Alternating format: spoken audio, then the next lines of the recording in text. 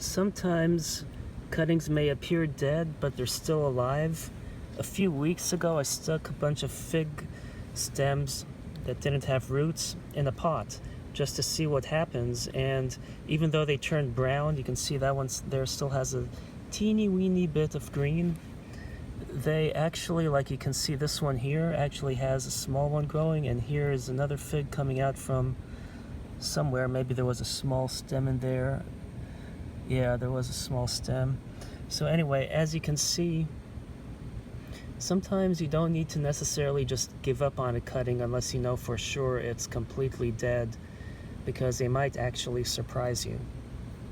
Now here is another fig cutting, and you can see it's starting to produce a teeny weeny figlet plant, or figlet, growing. So as you can see, even though it looks like it wasn't going to do much, it actually did.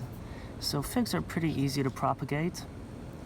And let's see, here is another fig cutting.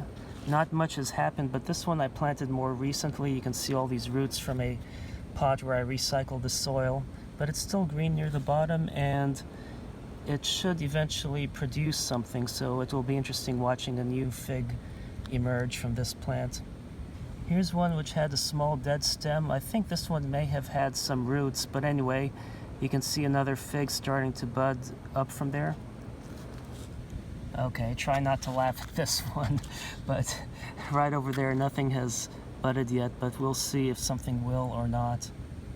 Here's a thicker stem that I stuck in, and it's still green near the bottom, but a fig started coming out the side. All this gravel and stuff is because I bought a vintage 1960s space-themed terrarium, and I just used the dirt that was in there, which included rocks and charcoal and things. You know, why waste? Anyway, so this one I actually planted, I believe, last year. So it took a while for the roots to establish and start growing, but success. Anyway, thanks for watching. I hope you enjoyed this video, and don't forget to subscribe.